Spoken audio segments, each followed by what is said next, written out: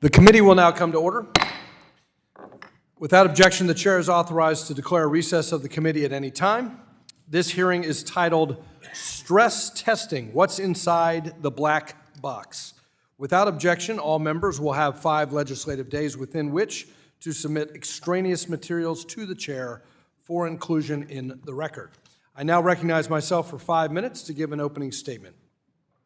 When done right, stress testing can be beneficial to banks, consumers, and the financial system. Stress tests demonstrate to everyone that the U.S.'s largest banks are well capitalized, resilient, and capable of functioning and lending throughout the economic cycle. But for all these benefits to flow from stress tests, the tests must be credible, with transparency and accountability. Instead of running stress tests in an open and accountable manner, subject to public scrutiny, the Federal Reserve cloaks the stress tests under a veil of secrecy.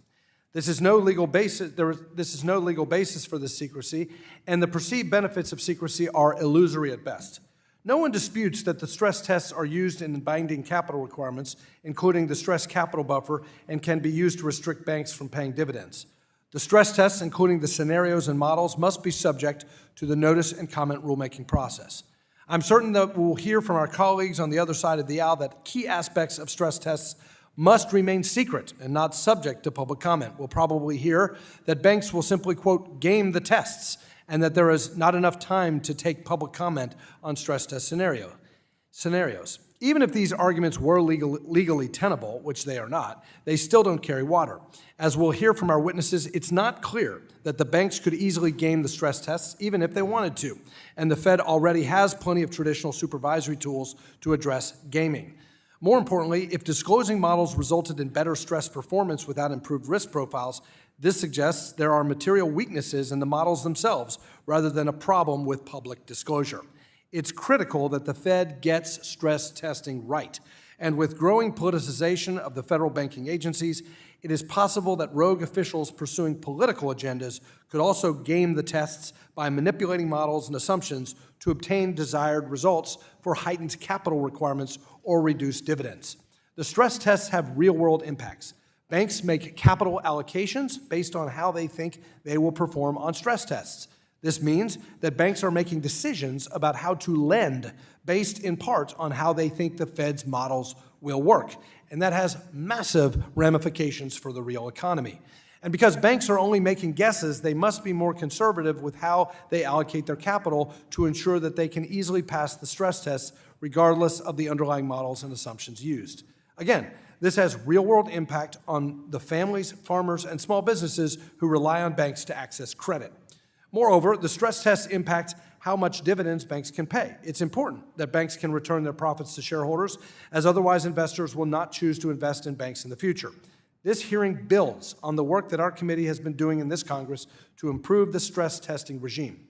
This committee recently reported out my bill, the Bank Resilience and Regulatory Improvement Act, which would require that the Fed disclose the underlying models and assumptions used in the stress tests and require that the Fed take public comment on each year's stress testing scenarios. Of course, there's nothing keeping the Fed from fixing these problems on their own, but due to their continued unwillingness to do so, I applaud my colleagues for advancing this important piece of legislation. One final note, we have to also recognize and remember that stress testing and the way in which stress tests are conducted interface with the existing regulatory regimes that are out there. And so as the banking agencies are reviewing the proposal on Basel III Endgame, we must keep in mind how that can work cumulatively with any changes to stress tests. Also, the long-term debt rule. These requirements can pile up. And the way in which they work and are interchangeable is very, very important. And so there is interplay among these regulatory and administrative decisions. So I look forward to our witnesses and their testimony and shedding at least a glimmer of light on these opaque processes. And with that, I now recognize the ranking member of the Subcommittee on Financial Institutions and Monetary Policy, the gentleman from Illinois, Dr. Foster, for 4 minutes for an opening statement. Thank you, Chairman Barr, and thank you to our witnesses for joining us, particularly those of you who spent part of your lives trying to understand what befell our economy in 2008 and how to keep it from happening again. You know, in 2008, during the crisis, large U.S. banks faced a crisis of confidence, and as the economic conditions continued to deteriorate, and the question came up just, you know, how much worse things could get. And the outlook was dim at best, and action was needed to assure investors and the public that U.S. banks were capable of withstanding, continued negative conditions in our economy. So in 2009, regulators conducted simultaneous stress tests of the 19 large U.S. banks to project their ability to continue should leading economic indicators continue to go downhill. And by publishing the results of the stress test and requiring banks to correct capital deficiencies, these stress tests were a big part of what restored confidence in large U.S. banks, and that they would be able to continue serving Americans if the crisis were to continue to worsen. And this process, viewed as almost universally as a success, led to the creation of the permanent stress testing regime that we now know today, with Congress requiring regular internal and supervisory stress testing of large banks as part of the Dodd-Frank Act. But as stress testing has evolved, industry participants have petitioned for greater transparency and predictability of stress tests from regulators, which has its pros and cons, which I hope we're going to have a thoughtful discussion of this in this hearing. Under the last administration, the Federal Reserve began publishing significantly more details regarding the design of stress test models and their methodology, including projected loss rates for certain types of loans. But despite the added transparency, industry participants and others have continued to advocate for closer to total transparency of stress test scenarios and models, both afterwards and even prior to the stress test. So academics and former Federal Reserve officials rightly cautioned against this approach of total transparency, raising concerns that too much transparency in stress testing would allow financial institutions to game the stress test in various ways.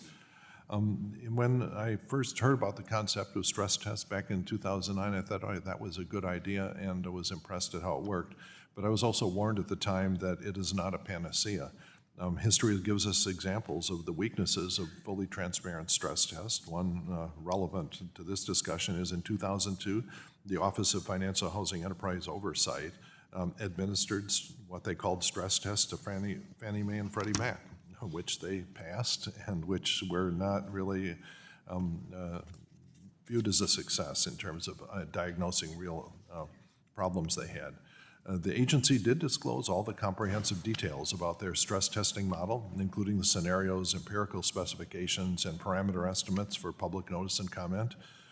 I don't think anyone or very few people appreciated not only the fragility of asset valuations there, but the correlations in those asset valuations. No one could anticipate, for example, that you'd have a nationwide drop in housing prices. And it wasn't reflected in the risks that the market priced into various complex financial devices that were put on as a layer on top of housing finance. And so complete transparency and limitations on the agency's ability to update the model to reflect changing economic conditions reduce the efficiencies of those tests, and we have to avoid that mistake here. And in retrospect, the academic community has noted that these factors provide a very poor window into enterprises' true risk exposures. And so like I say, I hope for a really thoughtful discussion of the pros and cons of different kinds of transparency here. And yield back. The gentleman yields back. Thank you. Today we welcome the testimony of Sean Campbell. Mr. Campbell is the Chief Economist and Head of Policy Research at the Financial Services Forum. Francisco Kovas. Mr. Kovas is Executive Vice President and Head of Research at the Bank Policy Institute. Jonathan Gould. Mr. Gould is a partner at the Jones Day Law Firm. Greg Feldberg. Mr. Feldberg is a research director and research scholar and lecturer at Yale University. We thank each of you for taking time to be here today. Each of you will be recognized for 5 minutes to give an oral presentation of your testimony. Without objection, each of your written statements will be made part of the record. Mr. Campbell, you are now recognized for 5 minutes to give your oral remarks. Chairman Barr, Ranking Member Foster, and members of the subcommittee, my name is Sean Campbell, and I am the Chief Economist at the Financial Services Forum, which represents the 8 globally systemically important banks, or GSIBs, headquartered in the United States. I'm a PhD economist with nearly 14 years of experience at the Federal Reserve, where I was deeply involved in regulatory policies and stress testing development critical to the stability of the U.S. financial system, particularly following the 2008 financial crisis. The Forum appreciates the opportunity to testify today. Over the last 15 years, U.S. GSIBs have demonstrated their strength and resilience through rigorous and dynamic annual stress tests, holding significantly more capital compared to stress losses, even under severe economic scenarios. Additionally, U.S. GSIBs demonstrated their strength during recent real-life stress tests, supporting the economy during the COVID-19 pandemic and fostering financial stability during recent regional bank failures. An open and transparent regulatory process is a long-standing and well-accepted principle of good governance that provides the public with important information while also helping to ensure the public accountability of regulators. The stress testing framework, however, lacks transparency compared to other regulatory measures, like the risk-based capital requirements that are currently undergoing a public and transparent notice and comment process. Stress test opacity limits public understanding and hinders the broader discussion necessary to improve the stress testing process and mitigate any negative side effects for the broader economy. Transparency is essential to promoting an effective and efficient banking system. Importantly, available research indicates that stress tests have clear impacts on credit allocation in the U.S. economy, and in some instances can lead to reduced lending in areas such as small business and healthcare. As is the case for all other risk-based capital requirements, banks need to understand the regulatory rules to which they are subject to make informed decisions. Stress testing opacity forces banks to make decisions based on incomplete data and information that hinders banks' core function of stewarding financial resources to their most productive and efficient use. Greater transparency in stress testing would improve bank risk management and capital planning, while allowing for more informed assessments by people across the economy of its impact on credit availability and facilitating greater economic growth. To be sure, the Federal Reserve does provide some limited disclosures to the public. The provided disclosures, however, are generally broad and high level, without providing the type of pertinent information that would admit a serious and critical assessment of the stress tests. As an example, in describing its model for net income, the Federal Reserve discloses that, and here I'm quoting from the Federal Reserve's public website, the specific macroeconomic variables that enter each regression model differ across equations and are chosen based on statistical predictive power and economic theory. To analogize, this is a bit like asking your grandmother for her secret chocolate cake recipe and being told, "Oh dear, it's so simple. Just mix some flour, eggs, butter, and other flavorings together, and there you have it." Stress testing is the only major prudential requirement that does not provide the public with an open and transparent process. This lack of transparency is largely a vestige of the rapid approach that was taken to executing the initial round of stress tests in the midst of the financial crisis. Then, the need to quickly assure the public of bank strength and financial stability arguably outweighed the need for transparency. 15 years on, there is no compelling public policy rationale to maintain a largely opaque approach to stress testing. Today's approach should be broadly consistent with the public notice and comment standards applied to the rest of the bank regulatory framework, which includes Basel III, the GSIB capital surcharge, and liquidity standards. And critically important is the fact that the results of the stress tests now feed into the annual stress capital buffers for each firm, functioning as a de facto regulatory requirement by directly augmenting required capital amounts and, in turn, the allocation of capital to individuals, companies, and important sectors of the economy. In conclusion, greater transparency in stress testing is essential to achieving a more effective, efficient, and resilient financial system. Remedies that should be part of a broader public policy discussion should include: 1, more formal engagement with the public on setting hypothetical scenarios so regulators can gain insight to salient risks from a diverse set of viewpoints. 2, requiring that stress test models be subject to the usual notice and comment process that applies broadly to other prudential requirements. And 3, requiring that the stress testing process be subject to a rigorous external audit that would make its findings known to the board and to the public to instill further confidence in the validity and robustness of the stress testing regime. Overall, aligning stress tests with the public process afforded other bank regulatory standards would help improve public trust, promote economic stability, and ensure that banks can support the economy to their fullest potential. Thank you, and I appreciate your question. Gentleman's time has expired. Mr. Kovas is now recognized for 5 minutes. Chairman Barr, Ranking Member Foster, and subcommittee members, thank you for the opportunity to testify today. My name is Francisco Kovas, Head of Research at the Bank Policy Institute. We are a research and advocacy group supported by banks with over 100 billion in assets. Our membership spans the full range of banks under the Federal Reserve stress tests, so we are keen to testify today. The stress testing regime that underpins the capital framework for large banks consistently demonstrate that U.S. banks are well capitalized and can continue to support the economy during economic downturns. Since 2020, stress test results have been used to set a stress capital charge, effectively part of large banks' minimum capital requirements. We support using a stress capital buffer in overall capital requirements. However, the lack of transparency in the Federal Reserve stress testing regime has significant economic costs that can adversely affect U.S. financial system and the broader economy. The opacity and inaccuracy of the Fed's models create uncertainty for banks about the level of capital they are required to hold, leading to excess uncertainty buffers that reduce credit availability and decrease market liquidity.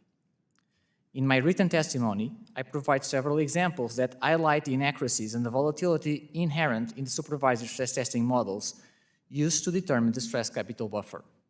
Year after year, we observe significant fluctuations in the stress capital buffer that often fail to reflect actual changes in banks' risk profiles. This disconnect can be attributed to various factors. First, the lack of granularity in the Fed's revenue projections, which are prone to inaccuracies and volatility. Second, the Fed's models consistently underestimate trading revenues during times of higher market volatility, a finding that runs counter to historical experience.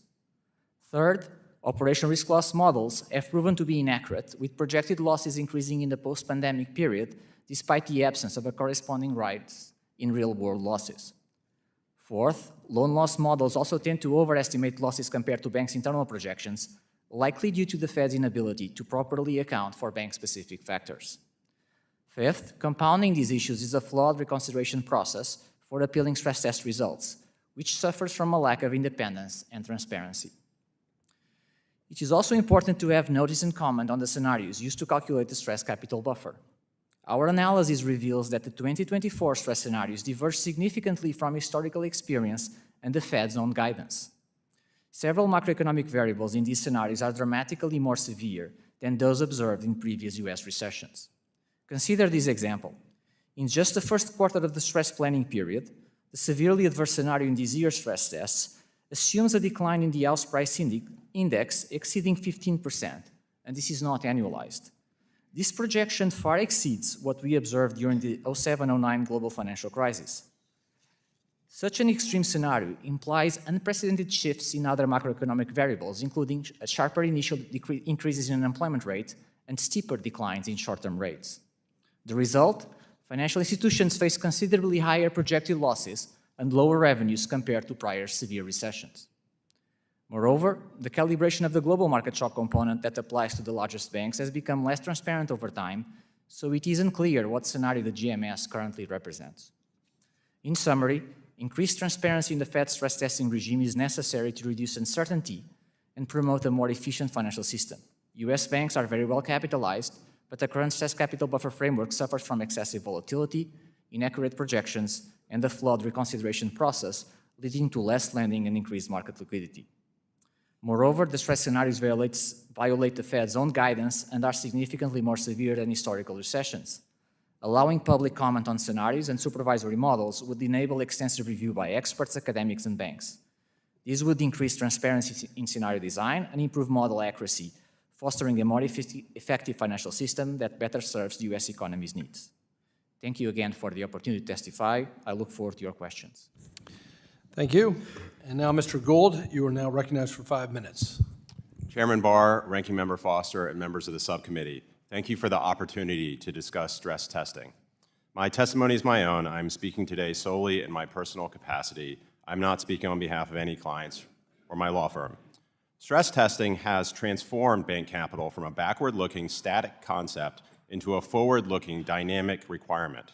But its current integration into the overall capital framework rests uneasily with the requirements of administrative law, and agency overemphasis on regulatory capital as the primary supervisory tool risks marginalizing the important role of examination in ensuring the safety and soundness of banks. The modern form of supervisory stress testing traces its roots to the 2008 financial crisis. To restore confidence in the health of the largest bank holding companies, the federal government designed and administered the Supervisory Capital Assessment Program, or SCAP. Under this program, regulators assessed whether banks would remain well capitalized in an adverse macroeconomic scenario. The SCAP was widely viewed as a success. But like many crisis-era actions, legal authorities and process were not scrutinized too closely given the exigencies of the moment. Congress subsequently endorsed and ratified the concept of supervisory stress testing in the Dodd-Frank Act the following year.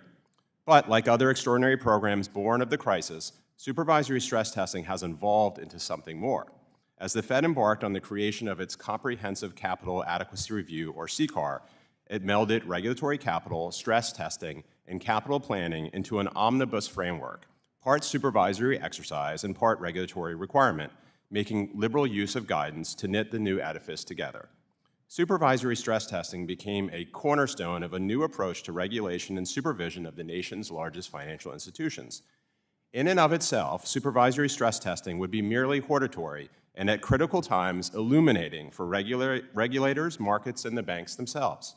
But under the Fed's hybrid framework, supervisory stress testing is also used to limit capital distributions and has now become the means for setting binding capital requirements for large banks through the introduction of the stress capital buffer.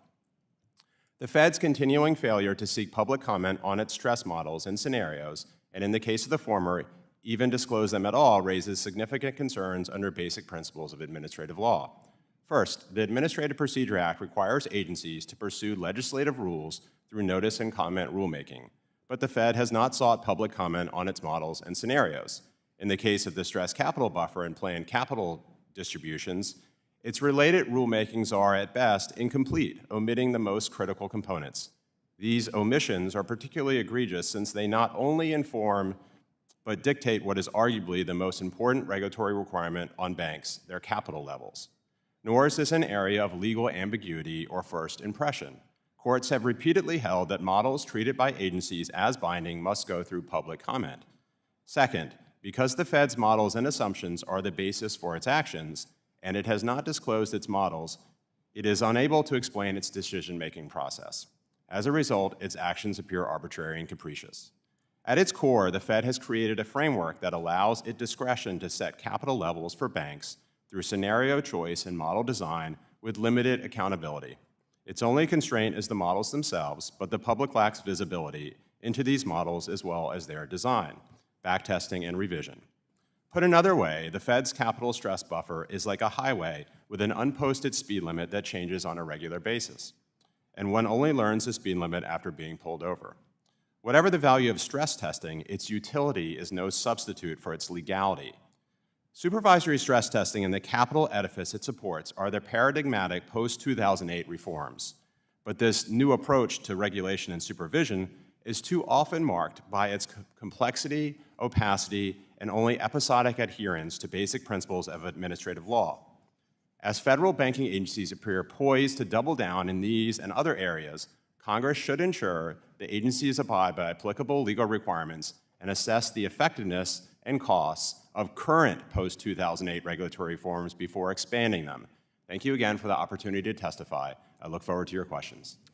Thank you for your testimony. Now, Mr. Feldberg, you are now recognized for 5 minutes. Chairman Barr, Ranking Member Foster, members of the subcommittee, thank you for the opportunity to testify. Stress tests have played an important role in our financial history. Along with two of my fellow panelists today, I was involved in the first stress test on the staff of the Federal Reserve, and I think we're all very proud of how that turned out in 2009. I would like to make 4 points about the state of stress testing today. First, supervisory stress tests should be countercyclical. Stress tests should help supervisors keep their guard up during those long periods of financial calm when the possibility of a banking crisis and its associated costs appear remote. In good times, stress tests should be tougher, and we should resist the inevitable pressures to reduce the rigor of the process. Second, stress tests should use multiple scenarios. Financial crises tend to come from unexpected places. The Bank of England and European Central Bank have long used exploratory scenarios every other year. They are not binding. They simply help the understanding of regulators and the banking system about the risks out there. For the first time this year, the Federal Reserve has introduced non-binding exploratory scenarios, and I welcome that development. But in short, the US innovated the use of supervisory stress tests during the crisis in 2008. Early efforts in other jurisdictions didn't measure up, as they learned in other jurisdictions, to ours. But in later years, the innovation has been elsewhere in other countries. Third, stress tests are part of a broader regulatory and supervisory toolkit. Some have argued that the Fed's stress test should have included Silicon Valley Bank, the first large bank to fail last year, and a rising interest rate scenario. I'm not sure that would have worked. It's possible that rising rates could have boosted net interest income in the test, making up for the decline in asset values. The International Monetary Fund actually made that very point in 2020 in commenting to the US about its financial stability system. The IMF recommended instead that the US implement an existing Basel standard for interest rate risk management with quantitative thresholds, as many other countries have done. I made that argument last year in a blog. There's no doubt that Silicon Valley would have failed on the Basel interest rate risk test. The lesson is that supervisors need many tools in their toolkit. The lesson was, that was again driven home recently when supervisors rejected several big banks' resolution plans. But I guess the main topic of this hearing, and fourth, transparency can be a double-edged sword. As I noted in a paper in 2019, the goal should be to reveal just enough about the Fed's methods to help banks develop their models and manage their risks, but not so much that it becomes a predictable compliance exercise, which was what it really would become if Grandma showed you her recipe, like Sean said. I'll make two observations about that trade-off. First, we are already revealing a lot to the regulated industry, which may allow them to merely optimize to the test. After what you've heard today, you may be surprised at how much we reveal in the US. I refer everyone on the committee to review the Fed's public methodology and scenario documents. You might be surprised at the level of detail after what you've heard today. You'll see 50 pages describing the models, including descriptions of inputs and equations, 26 pages on loss rates. I had a colleague on my team look at other jurisdictions to see what they revealed. The US was far ahead of other countries, except Bank of England to some extent, and he couldn't find another country that revealed its loss rates. So you might wonder what it is we'd like to be more, we're hearing we'd like to be more transparent about from the folks here today. Sean Campbell, his testimony, his written testimony, was very helpful in understanding what it is we're being asked of.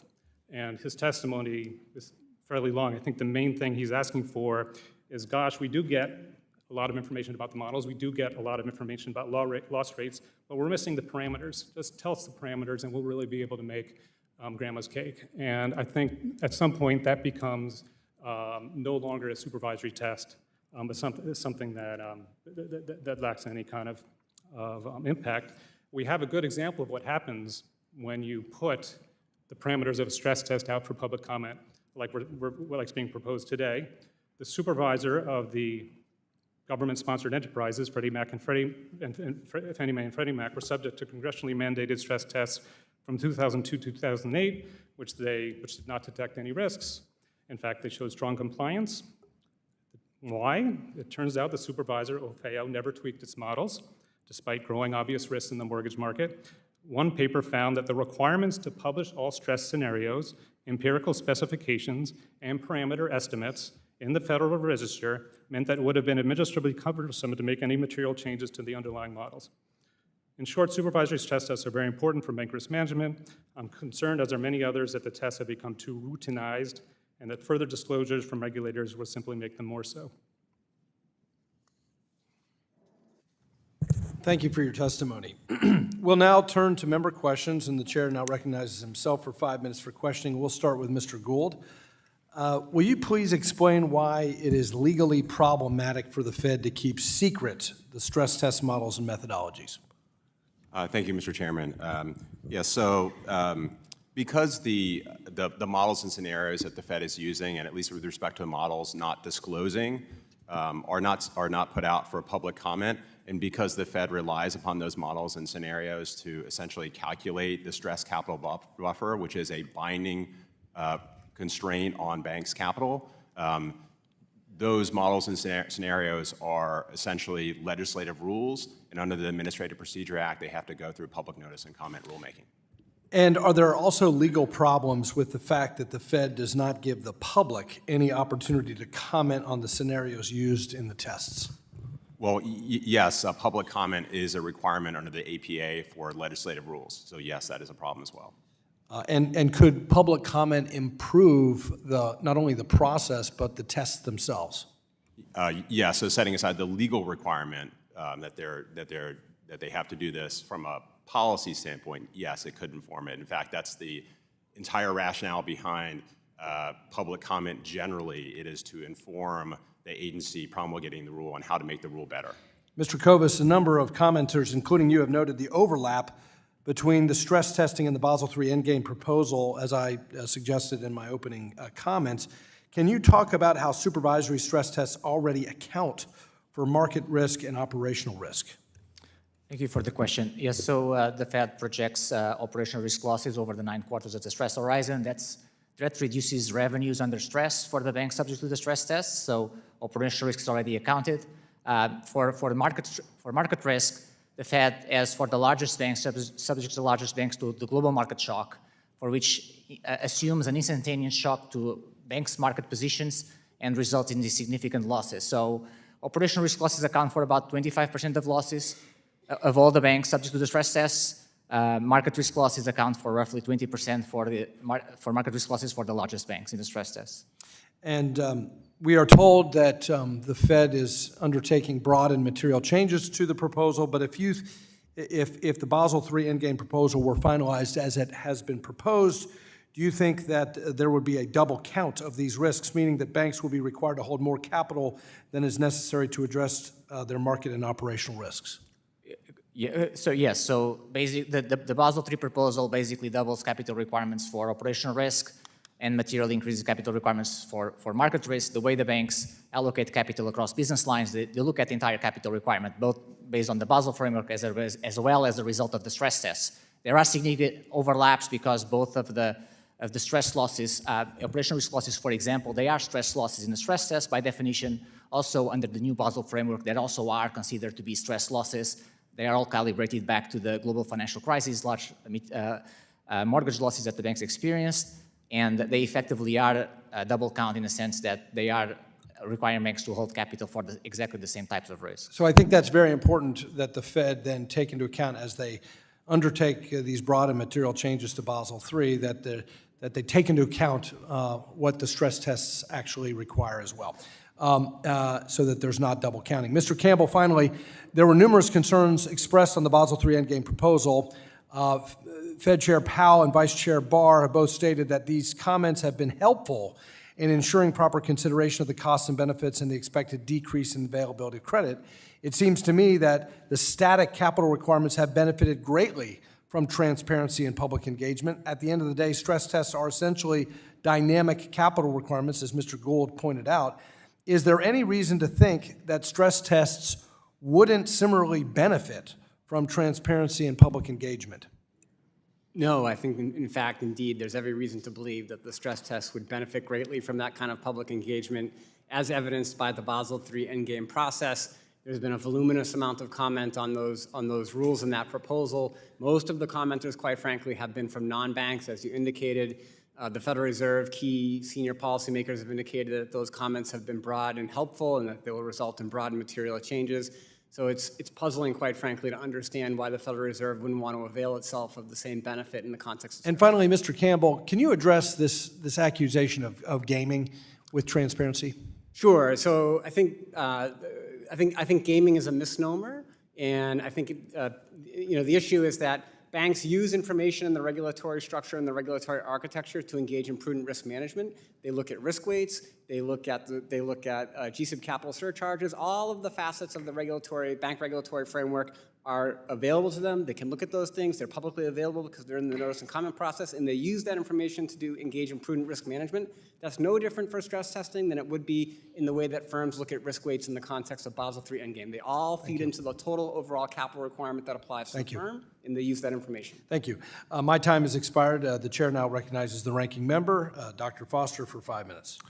Thank you, Mr. Chair. One of the defining characteristics of the 2008 crisis was the unanticipated level of interconnection and contagion. And it's hard for me to see how pure capital requirements can pick that up, as well as a stress test. If you think of, the question of AIG when it came out was no one anticipated just how interconnected AIG was and what a body blow it would be to the entire international banking system if AIG went bust. And that became a huge issue when it, in fact, did go bust. Mr. Feldman, can you talk a little bit about how a stress test might be able to go after contagion and interconnectedness in a way that just pure regulatory capital requirements might not?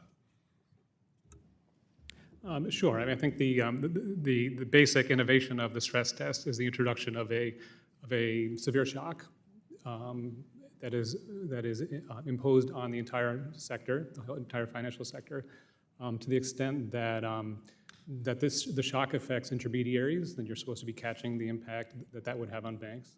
I'm not particularly convinced that the AIG scenario would have been caught by the stress test the way they're currently designed. After the global financial crisis, there were many responses of the regulatory community to try to address the AIG incident and to make sure that doesn't happen again, ranging from the way banks manage their risks to the way credit risk transfer and structured credit products are handled in the first place. But I think that the development of the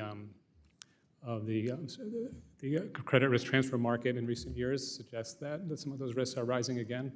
And that would be a useful thing to add to the stress test. I'm not sure it was included this year, and I hope they include it next year. Yeah. And it appears that there's a little talking past each other on what exactly is meant by increased transparency. So radical transparency means that the Fed just publishes all the Python source code for all of its models for all of the, which could be done. But that's only half the problem. If the public is going to understand what's involved, they will also need access to the granular information that you get from banks, which would have huge problems. I doubt that Mr. Campbell, your members, would be enthusiastic about revealing that to the public. And so how do you, it would be so when you're talking about letting the public see this, that the public seems really to be the analyst inside the giant banks rather than the general public. They will be able to see how the details of the model applies to all the private information they hold. And so how do we deal with this if you have a lot more transparency, preventing the public from reverse engineering many of the positions and private information of the large banks? Or generally, how do you deal with that trade-off? Yeah, go ahead, Mr. Campbell. First off, I want to compliment you on your, it took me 2 glasses of wine to get through your written testimony, and it was excellent. Very thoughtful. Thank you. Great. Now, next time I'll aim for 3 glasses, but thanks very much. No. To address your question, so first of all, I think I would say that when we talk about the public, so clearly that includes the banks, so I want to be absolutely transparent about that. So the public includes the banks, but the public also includes not general members of the public, like people like my dad, but people who are, say, economics professors at Stanford University, people who are risk management experts inside the industry, and there are a variety of people in the public that have the wherewithal and the ability to make sense of and understand better disclosures who are not essentially John Q. Public, but who are experts in the field. So those are we should be thinking about those people. Then with respect to your point about the information, so the one thing that I would point out is that the nature of the data that the Federal Reserve collects from the banks in the context of the stress testing process is publicly available through the Y-14 forms. Those forms are on the Federal Reserve's public website. The data is not filled in, but the public has a window into exactly what data is being collected by the Federal Reserve. It has access to the instructions. Yeah. But for example, Mr. Kovas was complaining about what appeared to be sort of random jumps in the stress capital buffer. Those could be due to real differences. For example, there was an article in the Wall Street Journal about these synthetic risk transfers. And even though instead of taking it out of the banking system, it had boomeranged back into the banking system. And so that's the sort of thing that should cause a big, if a bank gets involved in that, there should be a big variation in the capital stress buffer if they decide to get involved in that sort of event. The problem is that you're going to have to reveal a lot of details about what the bank's positions really are that caused it to have a big variation in the capital stress buffer. And do you have any, Very quickly. So, I mean, I don't think, so a lot of the issues arise on the revenue side. For example, in terms of the volatility you cited, the banks would like to know, or the public would like to know, just which variables are being used, the sensitivities and the coefficients. A lot of the issues are due to the lack of data that the Fed is using, and I think the banks have much more better data and more experience, and that could be dialogue similar to Basel Endgame, where the Fed receives comments from the industry and from subject matter experts that leads to improvement of models. I think the gavel is coming down here, but thank you. Thank you. The gentleman from Florida, Mr. Posey, is now recognized. Thank you very much, Chairman Barr. Mr. Kovas, could you please explain how the lack of transparency in Fed stress models results in uncertainty and impairs the ability of banks to do capital management planning?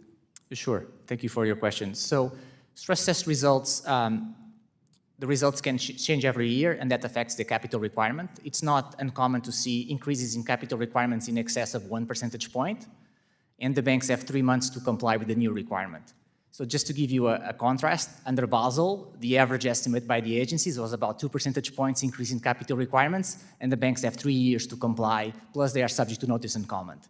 So the banks effectively have 3 months to comply with the new requirement, which no bank wants to be inside the buffer when the requirement goes live. Usually the results come at the end of June, go live October 1st. So they have to make significant adjustments to their portfolios if they want to meet the new requirements. So ex ante, in face of this uncertainty, the banks just decide to underinvest in activities that are more cyclically sensitive, namely small businesses and lending to households with less than pristine credit scores. That tend to be the exposures that they tend to economize, and that's how it reduces lending and economic activity. Okay. You've written on the impact of stress tests on capital requirements and accessibility of credit for small businesses. Could you summarize that research for me? Sure. So it's basically the fact that small businesses are a highly cyclical sensitivity activity. When you have in the Fed scenarios, assuming an unemployment rate goes from 4% to 10%, the risk of lending to those borrowers increases significantly, and the banks just have to allocate much more capital. So over time, the banks they want to economize capital and assess the return on the investment versus the cost of making such investments. And over time, what we've seen in the data is that the banks, subject to the stress tests, they have moved away from these more cyclically sensitive activities like small business lending. Thank you. Mr. Campbell, you did research suggesting the Federal Reserve stress models overestimate GDP declines and stress test losses. Could you please explain how the overestimates capital requirements and increases the cost of capital to banks? Sure. So again, briefly, you're correct that we've done some research at the Financial Services Forum showing that the decline in GDP that you find in the stress test is larger than historical experience. So during the financial crisis, GDP fell about 4%. In the most recent stress test, it fell by 8%, and it kind of bumps around in that general region. And so it is effectively overstated relative to what we've seen in other severe historical recessions. It's also overstated relative to other empirical sort of regularities that relate GDP declines to unemployment. And the obvious impact there is that although we don't know exactly how the stress testing models are put together, real GDP declines are a driver of losses in all of the stress testing models. So whether we're talking about auto loan losses, mortgage losses, business loan losses, a decline in GDP is going to result in those loan losses. And if you ramp up the decline in GDP, you're going to ramp up the loan losses. That's going to make those assets look riskier, maybe riskier than they actually are, given the overstatement in the decline of GDP. And that's going to result in increased capital requirements, which has the natural effect of raising the cost of funding and then incentivizing a pullback in lending to those sectors and to those markets. Thank you very much, Mr. Campbell. Mr. Chairman, I yield the balance of my time. The gentleman yields, and will Mr. Campbell please pull the microphone a little closer to you for future testimony? Thanks. The gentleman from California, Mr. Sherman, is now recognized. It's not surprising in a capitalist country that we have fights over the allocation of capital. And there is a fight between blue-collar families operating small businesses, pizzerias, plumbing supply operations, and Wall Street that prefers billion and multi-billion-dollar transactions. And all the decision makers are grad school educated people wearing ties like me and you. And I won't say that the decision makers and the regulators hate the blue-collar families. They just don't feel comfortable with them.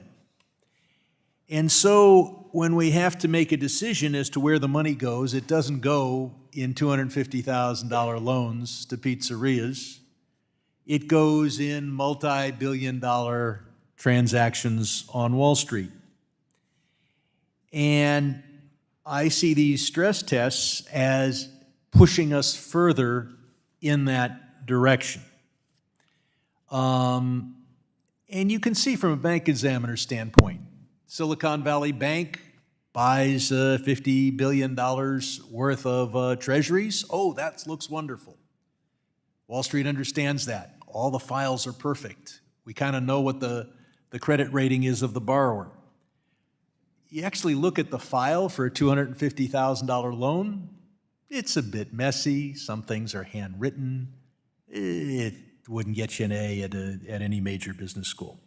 And so this capital is shown because this fight is shown by Basel III proposals that give only a 65% rate rather than a 100% rate when the borrower is a publicly traded company. But the greatest problem we have is the fight between interest rate risk and credit risk. The pizzeria loan is nothing but credit risk. The Treasury investment is nothing but interest rate risk. And so we have a system that focuses on the credit risk and deliberately ignores the credit risk, the interest rate risk. And they do it deliberately, and they do it by what I call the stupid depositor model, which is that if interest rates go up, your whole portfolio of treasuries goes down in value, but the bank makes money because it has lots of stupid depositors who will leave their money in non-interest-bearing accounts and not take it out and not put it in money markets yielding 5%. You know who turned out to be stupid? Not the depositors at Silicon Valley Bank, the bankers at Silicon Valley Bank, and the regulators of Silicon Valley Bank. So I want to ask each of our witnesses, are you aware of any stress test that focused on the risk of interest rates going up? A pretty obvious risk, because 5 years ago, interest rates were zero. They had only one way to go. Did that a stress test for interest rates going up and depositors not being stupid. Do any of our witnesses aware of any such stress test? I don't see. Oh, So the interest rate risk, the Basel standard that I mentioned is essentially a stress of a portfolio against changes in interest rate risk, in interest rates. but that's proposed for the future. We've had stress tests for a while. Other countries have been doing it for 20 years almost. But has the United States, not has been- our regulators done a stress test looking at the very stress that was pretty obvious that interest rates would go up, having been? No, that's exactly right. We never tested They did for not that. do that. And then even worse, for Silicon Valley Bank, et cetera, two worse things. One is they didn't even have to face a stress test because they were below the limit, and the limit should have applied. And then second, to illustrate how it's not the depositors that are stupid, Silicon Valley Bank had, in effect, an insurance policy against interest rates going up and their portfolio of bonds going down. And you know what they did with that insurance policy? They sold it to generate money that could generate bonuses for their executives. I realize I've used a lot of my time. I'll just say that I don't see there's much excuse for the regulators not to publish everything after the test. You don't give away the questions before the test, but after the test. This is a democracy. Things are supposed to be public, and I yield back. Gentleman yields. The gentleman from Missouri, Mr. Luke Demar, is now recognized. Thank you, Mr. Chairman. Thank our witnesses for being here today. Interesting discussion today. What's the purpose of a stress test? Mr. Campbell, what do you think the purpose of the stress test should be? I think the purpose of the stress test should be to assess the capital adequacy of the nation's largest banks. Okay? If you're going to assess that, wouldn't you want to know how you're going to be assessed so that you can manage your bank accordingly? I mean, that would seem to be, to me, what I would want to know. Yes, absolutely. So what we have here right now is a game of gotcha. If we don't have the Fed be able to give us the information that's going to be on the stress test so that we can change our model, to me, the stress test should be the Fed's own thought process of what the next crisis is going to be, what the next concern should be with regards to managing banks and our economy coming down the road. Mr. Sherman made a great point here a minute ago with regards to the interest rate risk that got Silicon Valley and several other banks. It wasn't tested for it, is that correct? I'm sorry, I didn't quite hear you. Okay, the stress test that Mr. Sherman was talking about with regards to interest rate risk, that wasn't on the stress tests. Correct. So I think it's being incorporated now, if I understand it correctly. But so they missed the future problem that they should have been able to see, as he pointed out. Everybody should know you're going to have, if their interest rates are zero down the road, you're going to see them go up. So to me, this stress test should be something that would help banks manage their future problems according to what the Fed sees those problems to be. And so the discussion then is, why do we not want to know those things ahead of time so that we can actually manage our banks?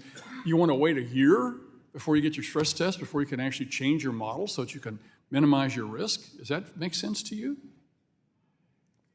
No, not generally. Mr. Gould, what do you think about my analogies so far in my discussion? Am I on point, or am I off on this?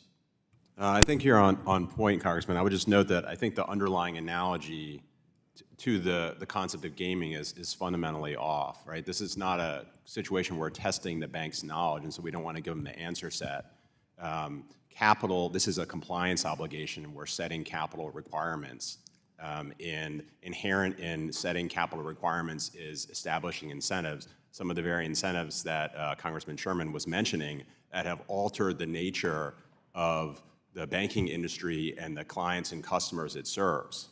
So I think it is very important that we know these in advance. So to me, the argument about gaming a system is false. I think we need to be showing how this test can actually help banks manage their banks better. That's what it should be all about at the end of the day. Have a better banking system and a more sound economy, and everything's going to run much better. But anyway, Mr. Gould, you went into a lengthy discussion. I know Mr. Kovas also had some comments with regards to the Administrative Procedures Act and the fact the Fed doesn't adhere to that. So if they don't adhere to the Administrative Procedures Act, that is a law, by the way. If they're not adhering to that, are they in violation of the law? Congressman, that's for a court to decide. But certainly, I have not heard a convincing defense as to why they are not providing a notice and comment on these models. You're an attorney, are you not? Yes, sir. If you were, do you advise banks with your practice? do. Do you advise the bank to go after the Fed and sue them if they're going to try and impart this thing onto them without any going through the proper procedures? And it's in violation. It's a violation of law.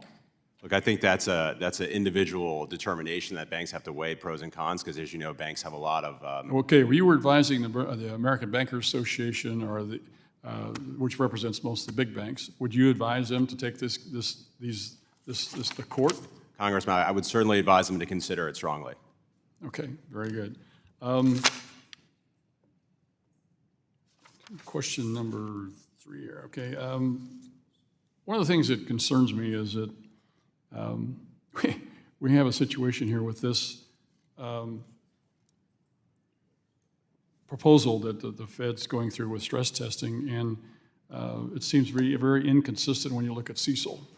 Here they ask the banks to be able to do their own modeling with regards to the local economy, with regards to how they should determine loan loss, and you have one bank on one side of the street, one bank on the other side of the street, come up with completely different models, and that it could be okay. And so now we're talking about a stress test that goes across to everybody, and they're sitting here with no ability to have an impact. And to me, whenever you have people, the reason for comment period, by the way, is to have people who actually know what they're doing in the business to be able to tell you whether it's going to work or not. Mr. Chairman, I'll yield back. My time's gone. Gentleman yields. Gentleman from Georgia, Mr. Scott, is now recognized. Thank you, Mr. Chairman. You know, we worked on this. I felt this was a real critical part of Dodd-Frank. And many of us on this committee were around back then and put a lot of work into it. But Mr. Feldberg, there's one piece that we've been leaving out here. There are two pieces to this, and we talked about the banks, and that's the non-banks. I want you to kind of delve into that a moment, because oftentimes we miss the real deal in solving a problem, much like we did with Dodd-Frank, and we had to call attention. I know I did with Barney Frank, and say, we can't solve this with just bailing out the banks. We've got to do something else for those people who are losing their jobs, who are losing their homes, and we came up with the hardest hit. Tell us about the non-banks. How can shock scenarios and hypothetical models be designed to best analyze the interconnections between the banks and the non-banks? So that's a very good question, thank you.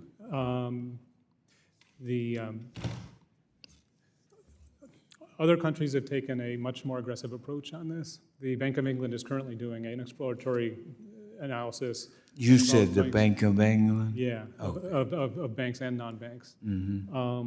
The U.S. has not done this yet. I think part of another aspect of Dodd-Frank was designating systemic firms that were not banks for supervision, which might have led to stress testing of those entities. But we haven't attempted that yet. There are models around the world, other central banks, the IMF, that conduct stress tests on the non-banking sector, and that's something that the U.S. ought to be doing too. It's harder when you don't have supervisory regulatory authority over an entity to involve them in a stress test. Do you feel it is possible to build a process through which banks could replace some Fed models with their own model, subject to careful consideration and Fed approval? So I would not recommend replacing the Fed stress test, but the banks do have their own models, and I think the existence of both Fed models and the bank's own models is a good thing to have both of those checks over the risk management of the bank. Yeah. Now, how can federal regulators safeguard such a process against poor quality of risk management, or without sacrificing the Fed's goal of consistency across the institutions, subject to stress testing? And that's particularly for the most poorly managed firms. Mm-hmm.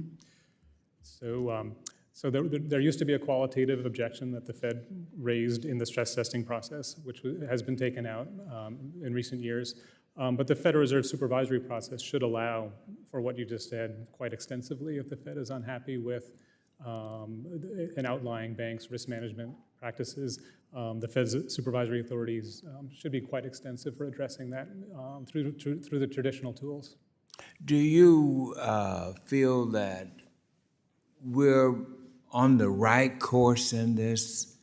Are there any other things that we on this committee can do to make sure that never again will we have the bank failures, the collapse of our financial system, That's the whole purpose of the work we did with Dodd-Frank.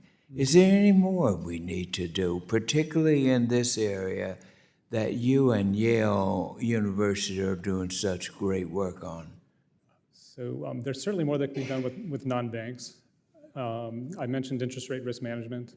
I think part of it is keeping track of financial stability risk. You said interest rates? Risk management, oversight. Good, all right.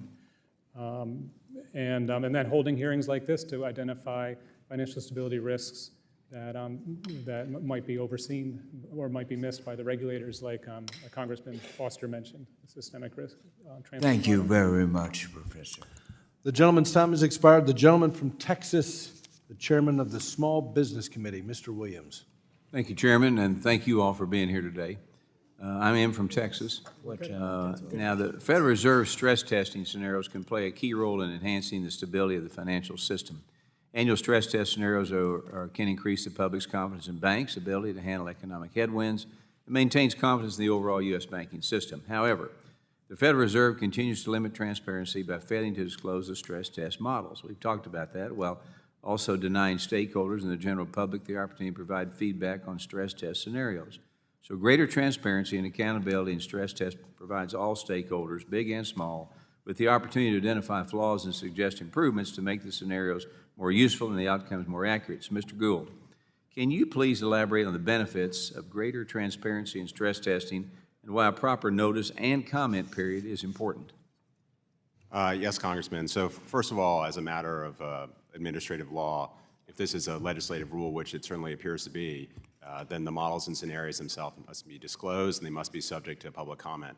From a policy standpoint, public comment is really important because it actually ideally makes the ultimate work product better. Number one. Number two, it also, I think, increases credibility, in the agency that's promulgating the legislative rule. And three, it serves as an element of accountability for that agency as well. Okay. The Fed's stress testing regime is a black box comprised of thousands of pages of complex data, formulas, and models. This complexity and lack of transparency makes it difficult for outsiders to understand how these tests work or how they can predict their own outcomes. So consequently, both banks and the public often struggle to grasp the full implications of the results. Now, the complexity of the process can lead to uncertainty and mistrust among stakeholders who rely on these tests to ensure financial stability.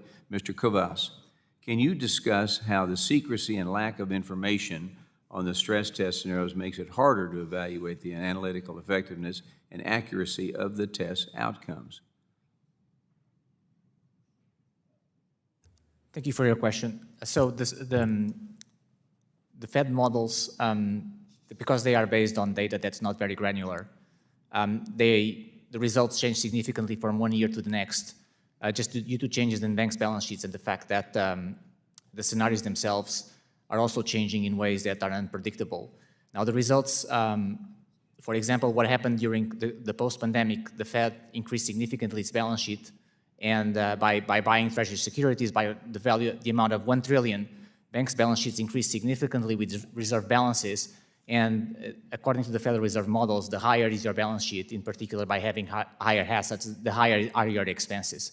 That increases banks' capital requirements in the stress test because they are holding more reserve balances, which is F0 to no interest, non-interest expense. So as a result, the banks that need to price in the increase in capital requirements in the loans they're making to households and businesses, and as a result, that reduces credit availability and ultimately negatively impacts economic growth. Okay, thank you. Over the last year, I've talked at length about the dangers of increasing capital requirements on banks and the impact that these changes can have on businesses' ability to access reliable credit. Now, proposals like Basel III Endgame force banks to hold more capital, which in turn increases overall borrowing costs and reduces availability of credit for businesses and consumers, in many cases right down Main Street. So this is why I'm extremely concerned with the lack of transparency surrounding stress tests, because stress tests can be used to set binding capital requirements for banks. We must ensure transparency and public engagement on stress testing to reduce any redundancies in which the capital requirements require. So, Mr. Campbell, quickly, what are the real-world impacts stress tests have on banks' capital requirements, and how does this impact the cost of credit and access to capital for businesses like mine? Sure. So in the last couple of years, the Federal Reserve has undergone actually a massive project to formally include the stress testing process into the formal bank regulatory capital framework. So today, stress tests are run, and those result in what's been already discussed today is the stress capital buffer. The stress capital buffer is indeed a regular element of a firm's required bank capital requirement. And so after running the stress test, if their stress capital buffer goes up by, say, a full percentage point, that increases the amount of capital that they need to maintain against all of the assets on their balance sheet. And as they need to raise more capital on their balance sheet to support the assets on their balance sheet, that increases the cost of funding because bank equity capital is the most expensive form of finance. And so as they raise more capital, that raises the cost of funding. As that raises the cost of a bank's funding, for any business, it doesn't matter if you're a bank or a car dealer or a bakery, when the cost of your inputs goes up, you turn around and you have to charge the customer more. So ultimately, that's going to impact people who are borrowing from banks, and that's going to increase the interest rates that they get charged on loans. I don't raise the cost of my cars. The gentleman's time has expired. The gentleman from Texas, the other gentleman from Texas, Mr. Green. Thank you, Mr. Chairman. Thank the ranking member. Thank the witnesses for appearing. I'd like for Mr. Feldberg to respond, please. Sir, if we make the banks aware of what we're testing, would that encourage them to be prepared for things that are not being tested, such that they would not take into consideration some of the many other concerns that may hurt us when we have a downturn? Just turn your speaker on, please. So could you rephrase that? Yes, I'm simply saying that if the banks are aware, they know what the testing's all about, I'm confident they would be preparing for this.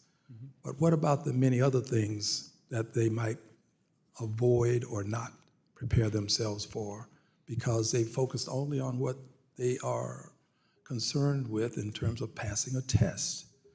Your response, please. Yeah, no, I think that's a fair point. And I think, some disclosure, the Fed discloses quite a lot, as I pointed out, and I really think I really want to emphasize that point. The Fed discloses a lot about the stress test methodology, more than any other country. And to some extent, that's a good thing. And I think the argument I was making was that at some point, you're providing so much data that all they're doing is optimizing to the test.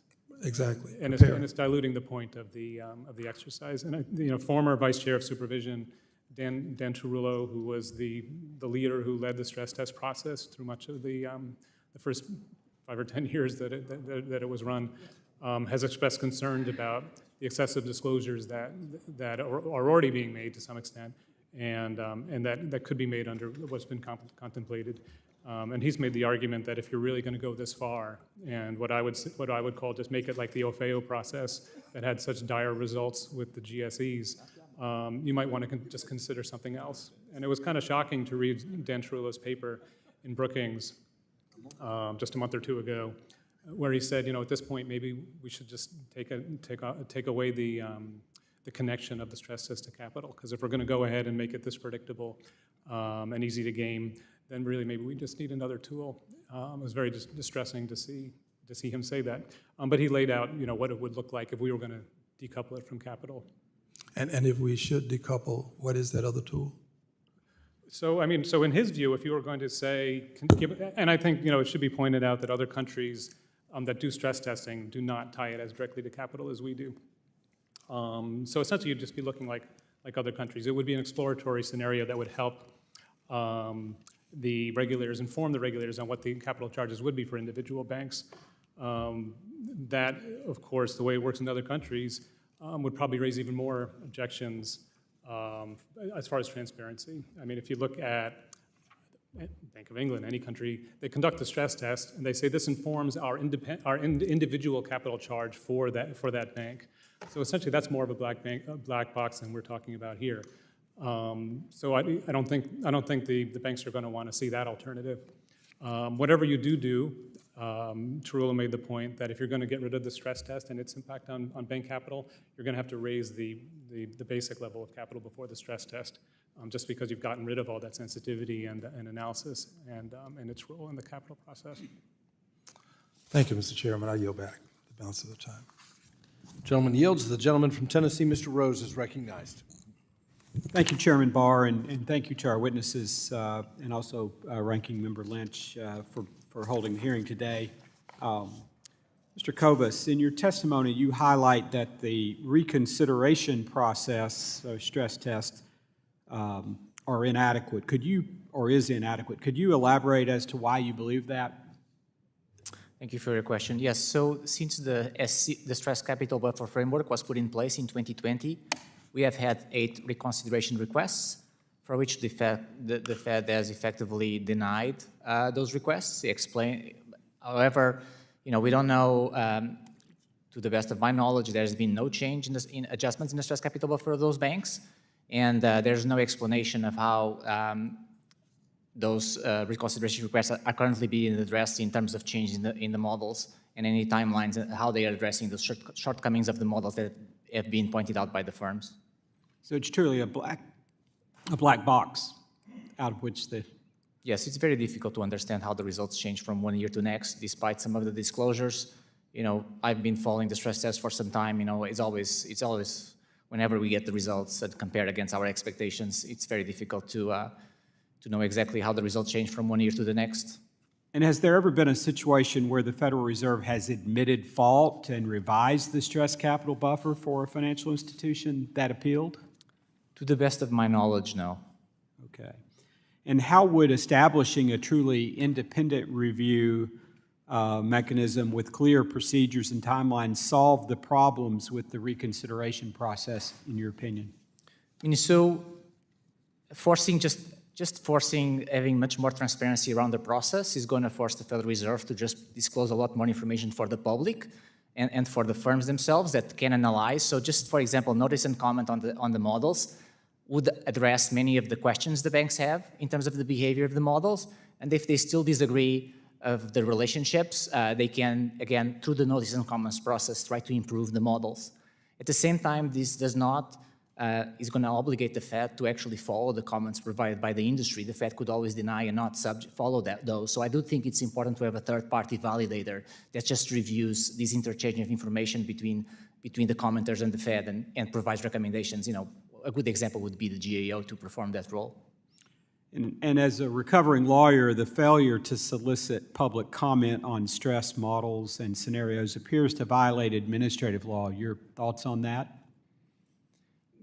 So coming from an economist, the SCB is effectively a capital requirement, no different from the Basel capital requirements that we've been discussing over the past year. So there are rules that affect banks' decisions in terms of capital allocation. So yes, I do think they should be subject to the same requirements as the Basel Endgame proposal, for example. And Mr. Gould, I know that you share these concerns as well. Have the courts reached any conclusions as to whether models treated by agencies as binding must go through public comment? Yes, they have, and the courts have concluded that models that are treated as binding by the agencies are subject to the public notice and comment. And you think that would be appropriate here? It would seem to me, again, I have not heard from the Fed any justification for an exception to the legislative rule process.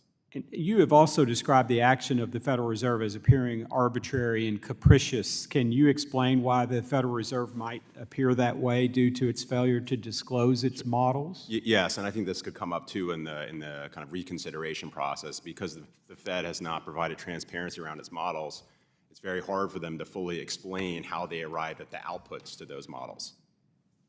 Thank you. I appreciate that. As a former bank board member, I've witnessed firsthand how regulation can be burdensome and ineffective. Mr. Campbell, do you think that stress tests are useful for banks and supervisors?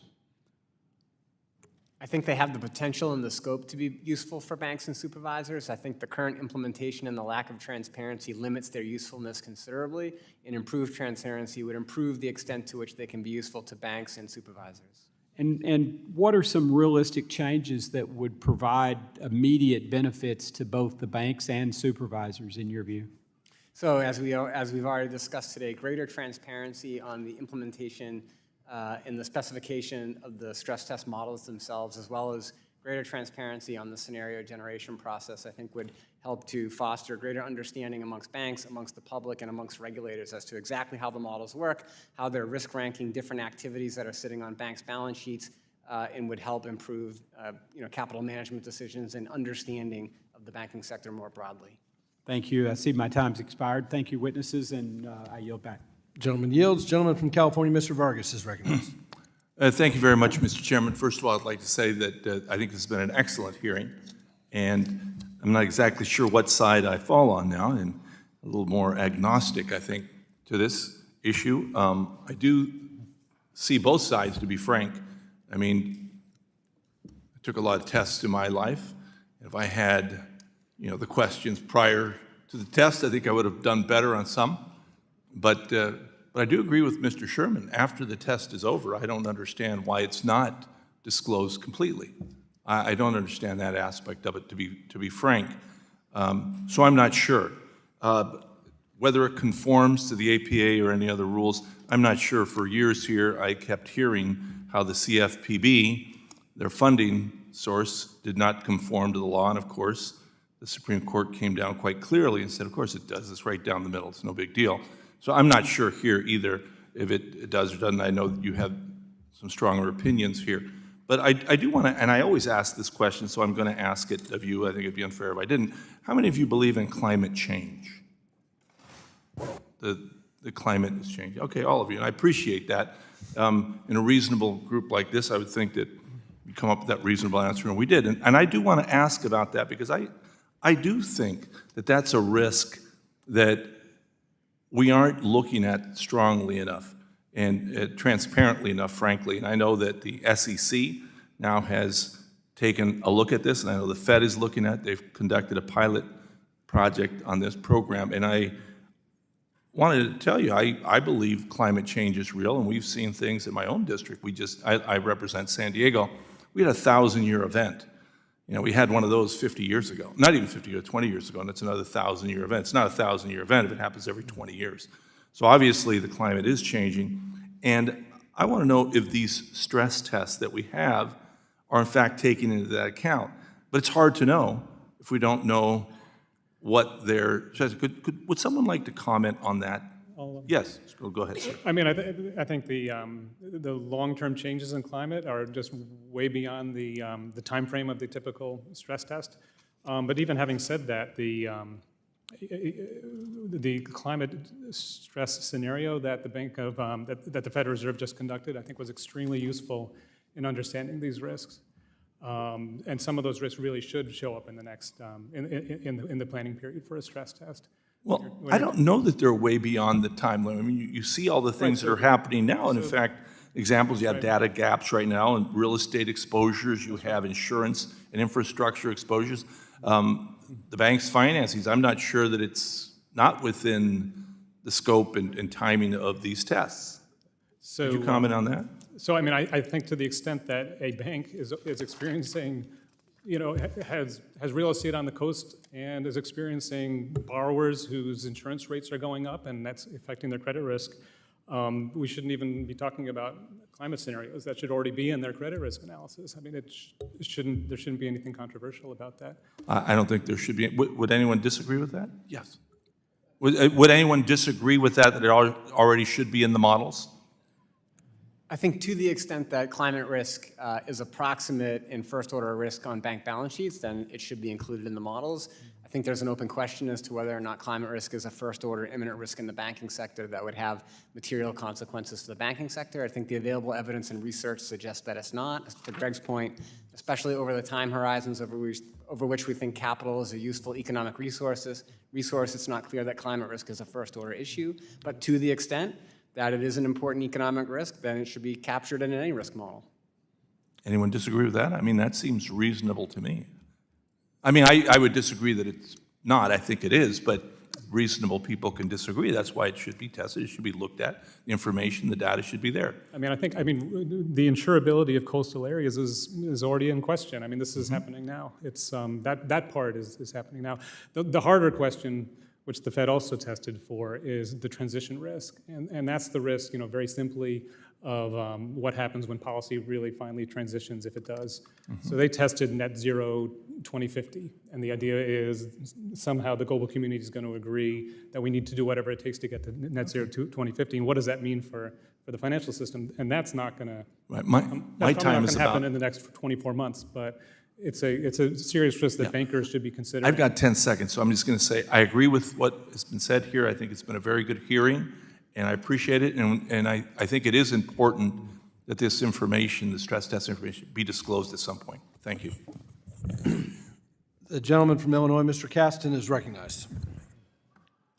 I didn't expect to go so soon, but thank you, and great minds are thinking alike with Mr. Vargas here. I want to follow up on this climate risk thread, and I guess I'm going to start with you, Mr. Campbell, since your clients are the GSIBs who were all exposed to these stress tests.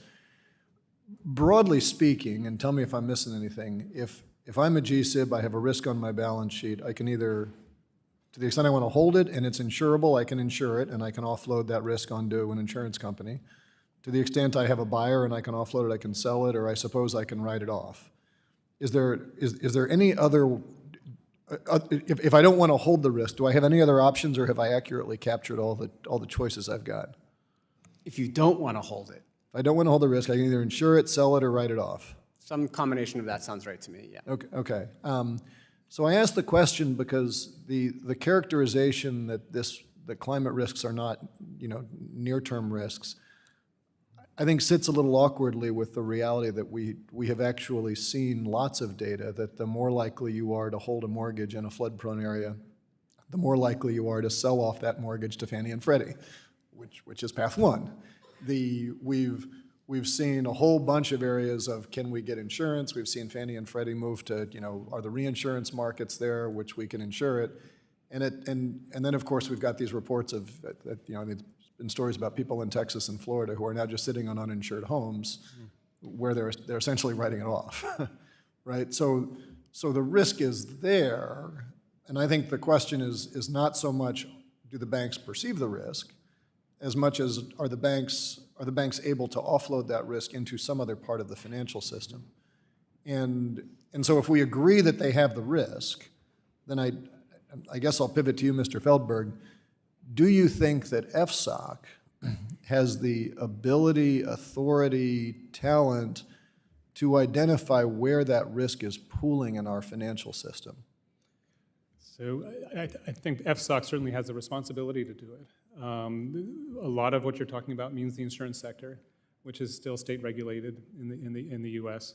The state regulators sit on FSOC, so to that extent, the FSOC could raise the issue with insurance, and it really is an issue that has to be looked at in terms of banks and insurance companies at the same time. I mean, I get concerned because of the interconnections between them on this issue. My wife is in the insurance industry, and she has no obligation to provide insurance in every state in the country. That's right. Right, and so I get nervous that doesn't eliminate the risk, and we're seeing it pool up in those other places.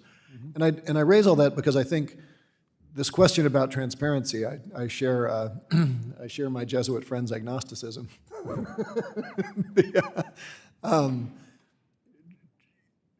I've never met a buyer who doesn't want transparency, and I've never met a seller who wants transparency, right? And so if we were to go and identify all of these risks, and let's say we're sitting there and we say there are risks in this society, and by the way, maybe there is some of these climate risk that's held by the GSIBs, which is not insurable, which the buyer is sufficiently informed that they don't want to buy it at a price you're willing to sell. Should we publicize that? Are we on board for transparency in that case? Or does that risk jeopardizing the solvency of the GSIBs because they now are sitting on risk rather than being able to offload that into some other part of the economy that's not subject to stress tests? Does anybody have any thought? What should we do in that case? Should we make this information public, or should we punt it to a future Congress? So that's a good question. I think we've been talking about the disclosure of the inputs into the process. Now you're bringing up the disclosure of the outputs of the process, which there's also trade-offs, like I mentioned in my paper there. You certainly want the disclosures about stress test results to be informative to the public, but you also don't want them to raise undue concern about individual institutions. It's part of the supervisory process, which has been a very confidential process since it was started 150 years ago. And certainly information like that, you might not want that to be public. Well, if any of you have thoughts to continue the conversation, there was this study out of Harvard that I think was in a recent Senate hearing, that they found that real estate in the U.S. may be overvalued by as much as $237 billion because there's sort of second-tier rating agencies that are providing insurance for second-tier banks that are therefore able to offload this onto Fannie and Freddie. And I get it, right? Like, if there's a sucker who's willing to buy something from me, I'll sell. But all of us, whether as regulators or legislators, are ultimately going to have to fix that. And I think I'll close where I started. These climate risks are big and they are real and they are now, but we need to do stress testing of the whole financial system, not just of the six biggest banks. Yield back. Gentleman yields. Gentlewoman from California, Mrs. Kim. Thank you, Chairman Barr, and I want to thank the witnesses for joining us today. I'm all for ensuring the stability of our financial system. However, when we talk to small businesses and households, we should also be frank and transparent about how increasing capital requirements and making models and scenarios less predictable can reduce lending and access to capital. First question to you, Mr. Campbell. If the Fed decides to broaden the scope of stress test scenarios without making them more transparent, can you elaborate on how this decision could change stress capital buffer requirements? Sure. So you have in mind the idea that the Federal Reserve would use more in different kinds of scenarios rather than a single scenario, just to make sure I understand the question. To me, it seems that it could make them less predictable. So if multiple stress test scenarios make capital requirements less predictable, how can that influence lending to small businesses and families? And I ask this because my fear is that with high interest rates, mortgages, and other financial tools, that will increase in cost due to unpredictability of stress tests. So, Mr. Kovas, do you have anything to add to this question? Sorry, if you increase uncertainty regarding stress test results, the banks will want to hold more capital as a precautionary buffer. As I said earlier, no bank wants to be below their minimums by the time the requirements go live. So yes, they will reduce credit availability and provision of capital to markets. Thank you. We understand that Basel III Endgame proposal would increase the capital banks must hold with respect to market risk. And this is the same risk that is being stress tested in the global market shock component.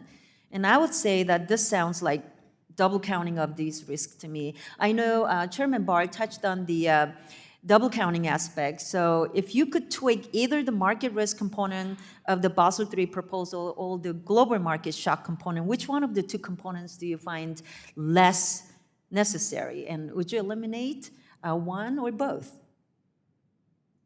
I can answer. Mr. Kovas? We were disappointed, in terms of the Basel proposal. You want to look holistically about requirements and look at the requirements at the product level and see which ones are in excess. I think you want to adjust both of the requirements potentially. So the existing market risk framework has some flaws for which the Fed, through the stress tests, has ameliorated some of those flaws through the global market shock. The new proposal fixes some of those flaws. So I do think you ought to go back to the global market shock and make some adjustments so that ultimately you are not overcapitalizing for market risk. Mr. Campbell, could you add to that, please? I would broadly agree with that sentiment, and I think the most important thing to ensure is that the global market shock and the treatment of market risk assets in the context of Basel III Endgame work in a conceptually consistent and logical manner, and that they don't basically work at cross purposes with each other, and I think that's part of what's going on in the current regime.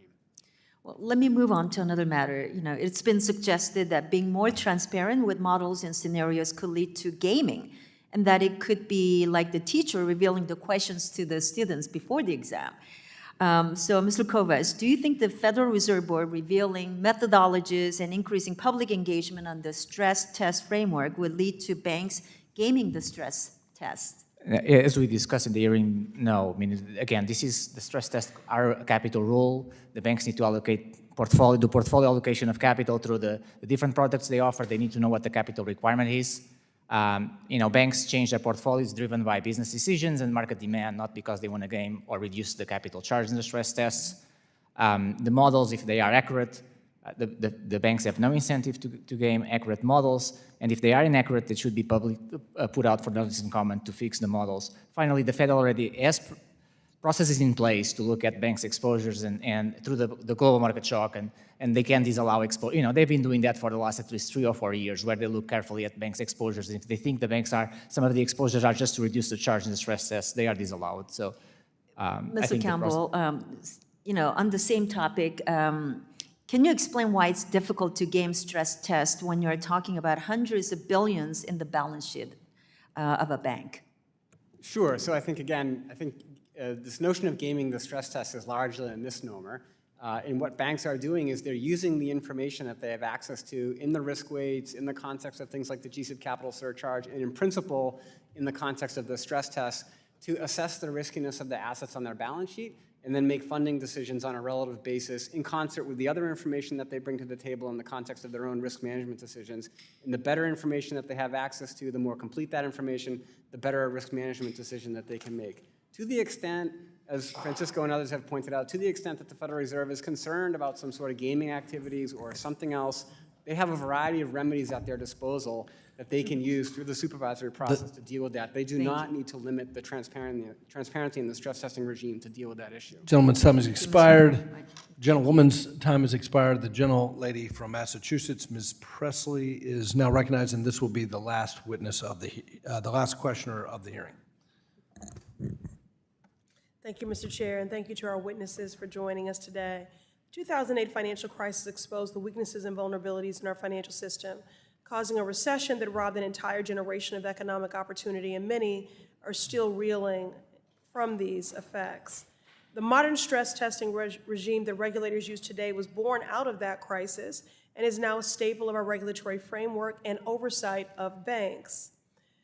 My Republican colleagues, however, want to go beyond the rollback of Dodd-Frank in 2018 that directly led to the collapse of SVB and other banks last year. They want to continue down a path of deregulation that will undoubtedly increase systemic risk in our financial system and increase economic harm to our constituents. Make it make sense. Mr. Feldberg, how did regular stress testing restore confidence in the banking sector following 2008 financial crisis? So in the middle of the financial crisis, there was widespread concern about the capital of all the largest banks in the U.S. I think there was just a lack of belief in regulatory capital information that was out there. There was a lack of confidence in the measure of capital. So the point of the stress test was to throw a very difficult scenario at the banks and to ask the question, what would happen if this thing even got even worse than it is? I think it was seen as a very credible test. The important thing really was that it be seen as credible by the markets. And the results showed some banks pass, some banks fail. Banks went ahead and raised capital in an environment in which confidence was improving. I guess there was some luck that they were able to raise capital, and only a small number of banks ended up really failing the test. But it was a remarkable opportunity to address a crisis and get it going, and get things going again. Thank you. Again, deregulation is a failed approach. Yet bank lobbyists are continuing to push for less stringent oversight. My colleagues across the aisle are working with big banks to publicly reveal the mechanics behind stress testing. This is not a pro-transparency, good governance argument. They simply want to help banks game the system and circumvent oversight. Mr. Feldberg, in 2019, the Fed provided details to banks about how they conduct stress tests, and this diminished the value of those tests.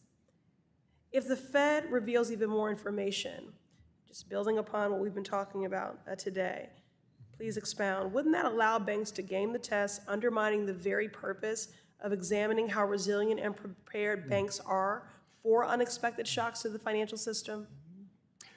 The banks spend a great deal of money trying to reverse engineer the stress test, and don't think they do that for any other reason than trying to game the process. They can already do a pretty good job of reverse engineering because they already get more information about the stress test models than any other country gives their banks. If they got what's being asked for today, it would emasculate the process, and we'd have something similar to what OFEO had with the GSEs, an ineffective process that doesn't keep up with changes in the financial system. Thank you. Just an argument that came up earlier was, why don't we reveal these things after the test? And I would discourage that idea from going much further. As I keep on saying, we actually do disclose a great deal already. So the difference in what we would be disclosing after and before the release of the results isn't very much, but it is that one little secret sauce that prevents the banks from essentially just replicating the models and baking grandma's cake, and then you've got no, you don't have a test anymore. Thank you. When implementing stress tests, regulators should be prioritizing what is best for consumers and the stability of our financial system, not the desires of greedy bank CEOs. If Republicans and big banks want greater transparency, then they should practice what they preach. I have a long list of areas where banks should be more transparent. The use of AI in decision-making, their investments in mass incarceration, the funding of fossil fuel projects that kill our environment, the denials of mortgages and business loans to disproportionately Black and brown communities, and so much more. The Fed should not give away the answer key to stress testing. After witnessing some of the largest bank failures in our history last year, our response cannot be further deregulation that weakens our banking system. We need meaningful and stringent stress tests for a safer and more stable financial system. Thank you. I yield. The gentlelady yields, and I'd like to thank our witnesses for their testimony today. And as a matter of a concluding observation, I would just say that I thought we had great testimony, great points made by all of our witnesses, and my takeaway is that we can have more transparency in stress testing. We can reduce the opacity, and we can do that certainly on the input side of things to provide the accountability, to improve the process, to improve the actual stress testing itself. And we don't have to do it in a way that would create the risks that Mr. Feldman pointed out.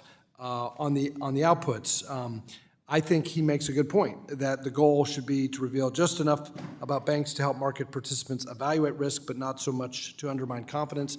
I think improving transparency at the front end doesn't necessarily have to lead to undermining confidence on the back end, and results of stress tests can be disclosed to the supervised institution so that they can evaluate those risks without undermining confidence. So with that, I appreciate the testimony. I think this was a great hearing. Without objection, all members will have 5 legislative days within which to submit additional written questions for the witnesses to the chair, which will be forwarded to the witness for their response.